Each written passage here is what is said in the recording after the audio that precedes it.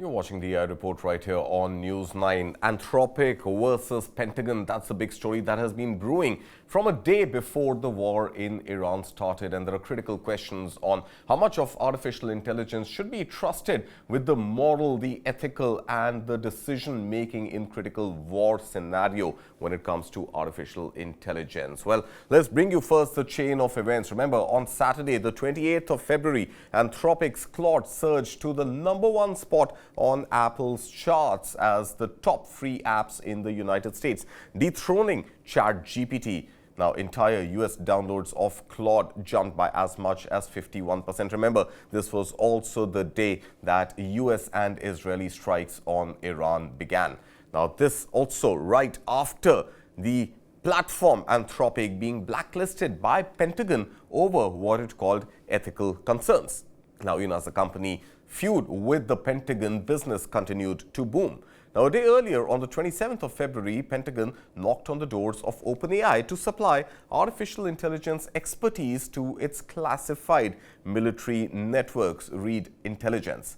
Now, on the 28th of Feb, uninstalls of ChatGPT's mobile app jumped as much as almost 300% day over day as consumers responded to the news of OpenAI's deal with the Department of Defense, which has been rebranded under the Trump administration as the Department of War. The crux of all of this continuing to be the use of artificial intelligence, no matter which platform provides that intelligence, but the use of artificial intelligence when it comes to critical decision making during war.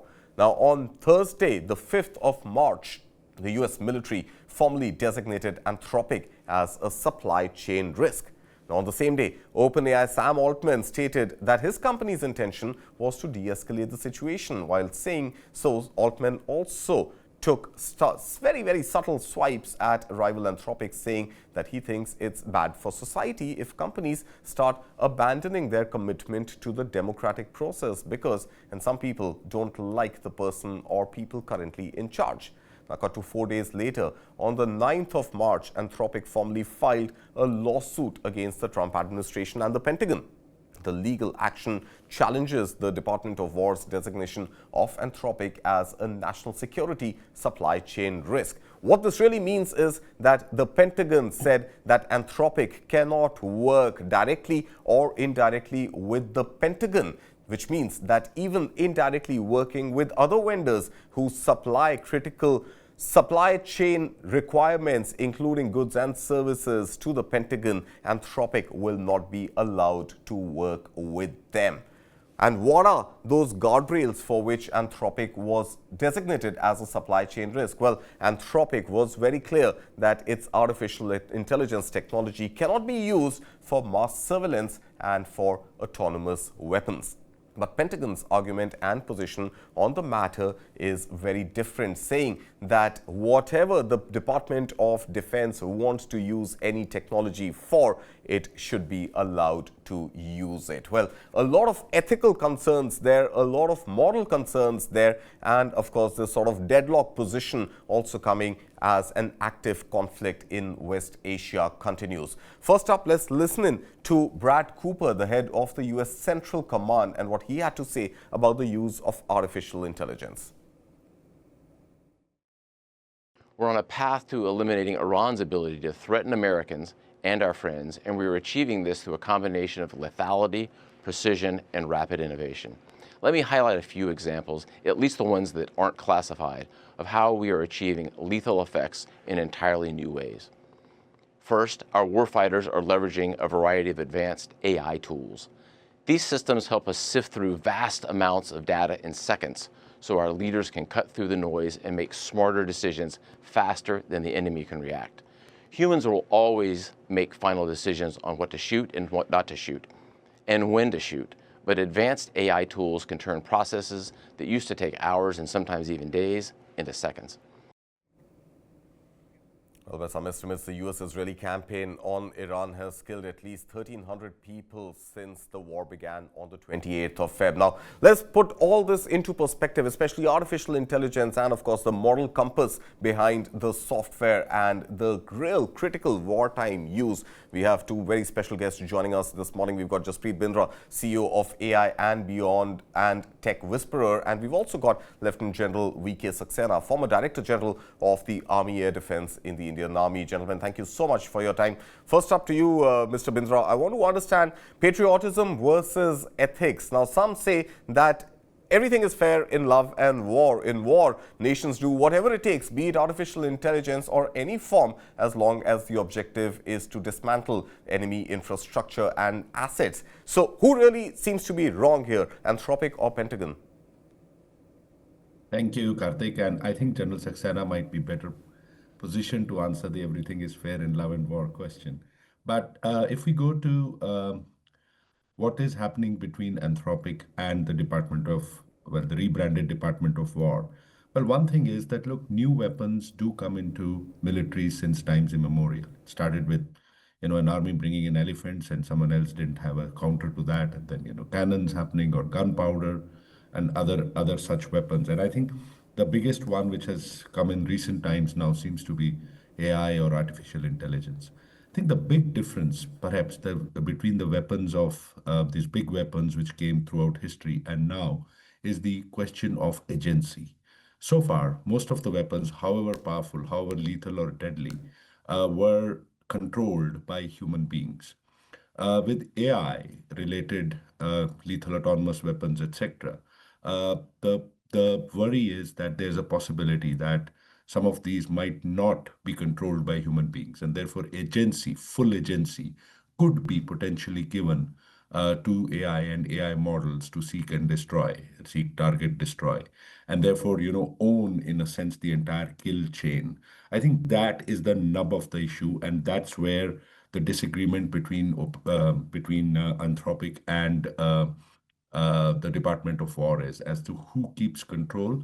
And what Anthropic has been trying to do is to mitigate this agency issue by drawing certain red lines, which the Department of War has not really accepted, saying that they will draw those red lines. And so I think the answer is nuanced. It's not that A is right or B is right.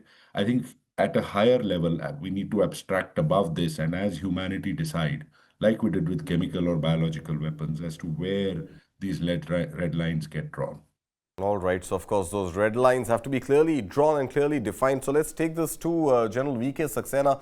General Saxena, I really want to, get your perspective on the use of artificial intelligence in war. As long as the software is used or the technology is used to assess intelligence input, which is something that I think Anthropic was originally commissioned to do, it was all right. As long as it was used to just crunch a lot of information and give something actionable to the generals who are making the decision, it was fine.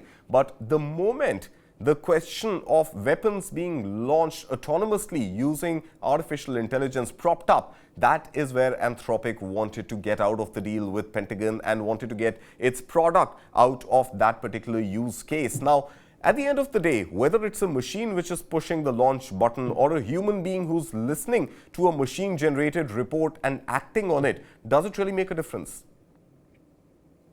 You asked a very pertinent question, and let me just give you the military dimension of the same thing. What is at the bottom of everything?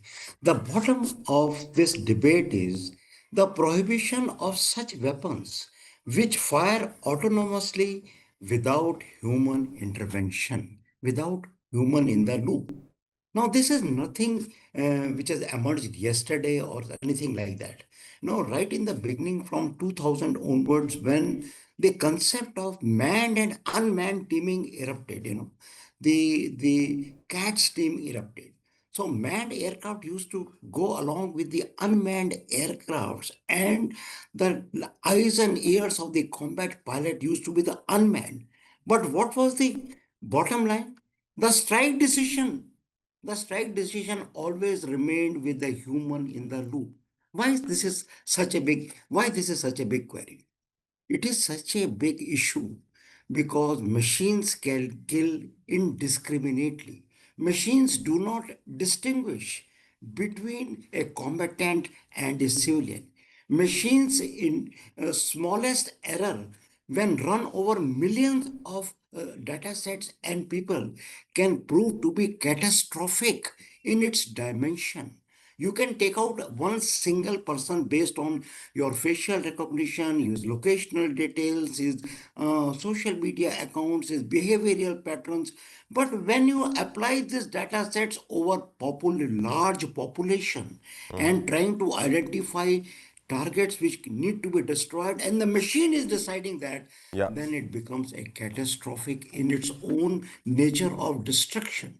So what the UN I Secretary hear you, General has General just now. Saxena. But my limited point really being that as long as human beings are acting with the same intelligence provided to them through a machine-learned sort of, algorithmic approach, whether the human presses the button or the machine automatically with the same information launches the weapon, is there too much of a difference between the two? Because you're talking about unmanned aerial vehicles as well. In the case of UAVs as well, the coordinates are fed in.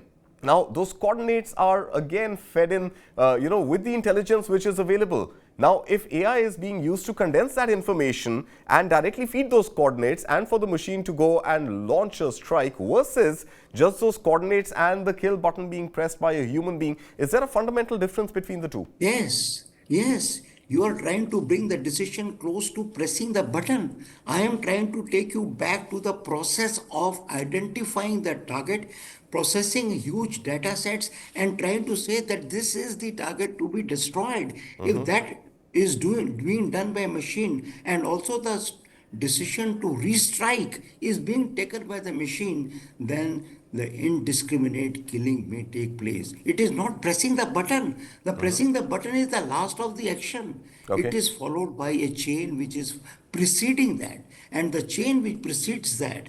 And if it is only controlled by the machine and the data sets, if you hear the CEO of Anthropic, he says that while our model can process a huge amount of data, there are probabilities of its making a mistake. Now, if this small error or a mistake in judgment of target, whether identification, location, or its identity is done, and the data set is run over a large number, it is irrespective of the fact who's pressing the button, who is telling to press the button against the target which is identified by a machine.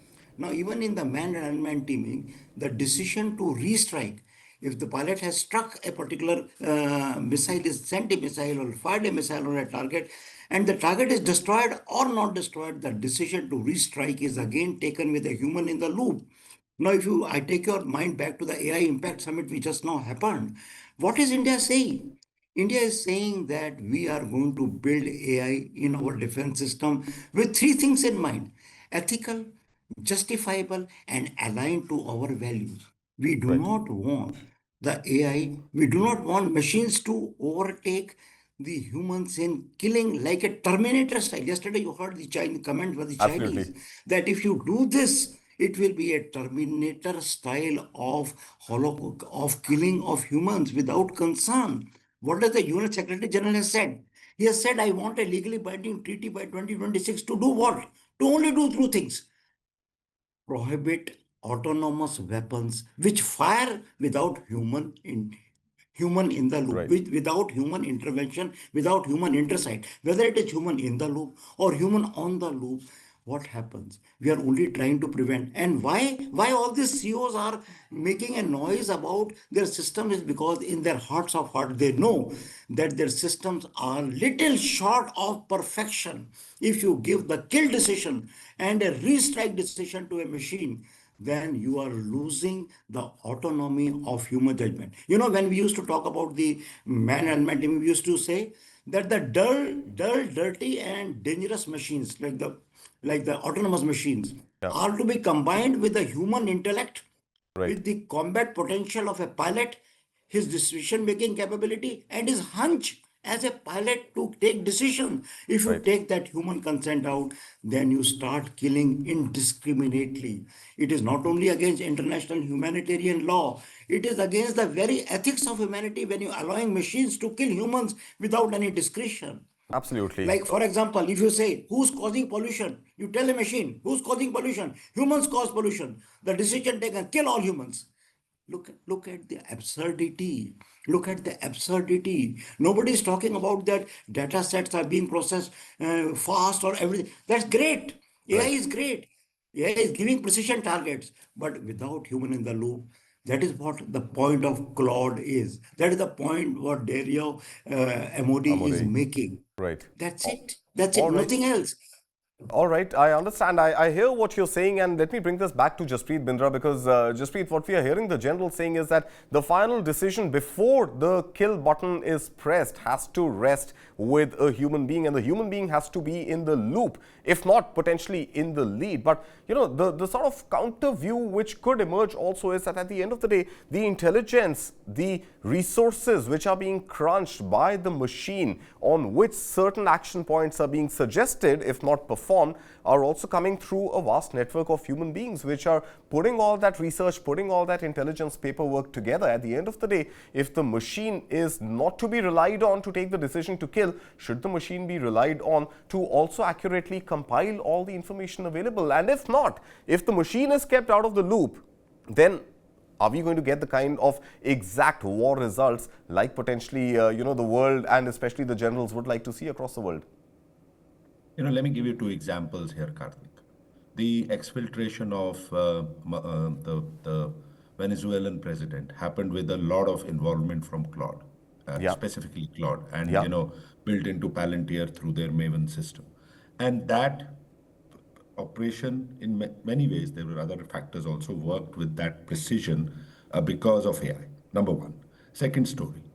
If you think of and I'm supporting the general here, if you think of the bombing, horrific bombing of that school in Iran with 150 plus little girls in it, if you kind of dissect that, and I've gone through that story, basically the last missile which actually hit it, there were four missiles, and the fourth missile which hit it was really an AI assisted decision. And the important part is that because of certain policy reasons that the Department of War had taken, a bunch of humans who were actually going to do a second level check on whether this is the right place to attack or not did not happen. And the missile went there, and even now the Americans seem to be regretting that very horrific decision. So if I take these two things and coming to your question, look, what can AI do in war? At the highest level, and very quickly, five things. It can be an analyst. So all the different signals coming in, this fire hose of information coming in, AI can help you analyze them much, much, much faster in minutes or hours rather than days. Number one. Number two, it can be the spotter. So it can lead to tell you, like in the Venezuela case, with higher degree of precision, where the targets are. After that, a human needs to verify that, which sometimes does not happen. The third thing, it can be a war gamer. As the general would testify, there are a lot of scenario planning which happens before any strike, any war, etc. And red versus blue kind of war gaming, a lot of simulations, Monte Carlo simulations, bunch of things can actually be accelerated and made better by AI. Fourth, it can be a navigator. It's an amazing optimizer. So logistics, navigation, etc. can, for a strike can happen much better. But fifth, and the most important, is that it can be, to use a word, be a co-pilot. So again, fire hose of information coming, different signals, how a human plus AI can hopefully take better decisions, more precise decisions than what was happening otherwise in a human without AI. And so there are a bunch of scenarios. But the final thing that I would say is that, look, it's not it's not as simple as, one AI just being empowered or not being empowered and doing everything from the beginning to the end, including pressing the button. Right. AI, even Claude, actually is a part, in a sense, a cognitive layer, which Right. is there in a much more complex decision support system like, say, Palantir's Maven, which is designed by design to be a human plus AI system.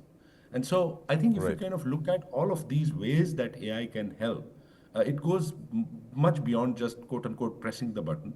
And these ways to help, which is not a lethal autonomous weapon way, is there perhaps the right ways for AI to help, rather than giving all agency to AI, designing laws, lethal autonomous weapons, and outsourcing the war to quote unquote Terminator machines. All right, of course. So outsourcing the war, that is something that I take back, with me as part of this conversation. I want to give the last word to General Saxena, but before that, let's also take a quick listen into what Lieutenant General Vipul Singhal, AVSM SM and the Deputy Chief of the Integrated Defence Staff, speaking at the Synergia conclave yesterday, mentioned about how the Indian Armed Forces are viewing this sort of complex world of artificial intelligence and navigating through it. Let's hear him out, and then I'll come back to Lieutenant Saxena. Judgment. The black box, so to speak, has to become a glass box, which is not happening today. Even when I am operating an AI system, though I understand how to operate it, but I do not know as to what is the manipulation of data happening to give me that decision. What is the brain of that computer doing? And I think most importantly, where we have control and where we are also focusing is that our commanders, who are going to, earlier were only dealing with troops and basically giving decisions on that basis, are today dealing with algorithms and also systems, and they need to understand that. And therefore they have the ability to question machine outputs, which, like I said, comes with knowledge. All right, and last word to you, Lieutenant General Saxena. As we were discussing, finally, you're saying human in the loop. Jasprit Bindra is saying AI at best can be a co-pilot. At the end of the day, what are the lessons from what we've seen in the saga of Anthropic versus Pentagon? And what are the lessons that we should draw for India and for the use of artificial intelligence in the Indian Armed Forces? I think the Deputy Chief put the point very straight, that AI cannot be wished away today. AI is not only a force multiplier, it is something which will make us fight the future wars and win it on our own terms. But at the same time, we have to ensure that guardrails are built adequately in the use of AI to deter what? To deter indiscriminate killing without distinction, without proportionality, and without precaution. That is the end game which the Deputy Chief is bringing. And also, if you remember, all the efforts which India is making, the formation of the Defense AI Council, the putting in together of Project ACOM, which provides AI as a service, and also bringing responsibility in the use of AI by building guardrails. The whole world is trying to put its act together, and we are a part of it. It is a matter, still a work in progress. But we have to ensure two things: use AI most optimally, use AI to win wars, but at the same time, keep in mind the ethical, the precise, proportionate, and justifiable use of AI, which can only be ensured by putting human in the loop and human on the loop. All That right. is what is my view. So keep the human in the loop, keep the human on the loop, and of course the ethical guardrails need to be absolutely strongly erected. Well, gentlemen, thank you so much. That's all we have time for, but indeed a pleasure having you with us, General Saxena and Jasprit Bindra. Thank you so much for your time. Thank you. And with that, we come to the end of this edition of the AI Report. Thank you so much for watching. News continues right here on News 9.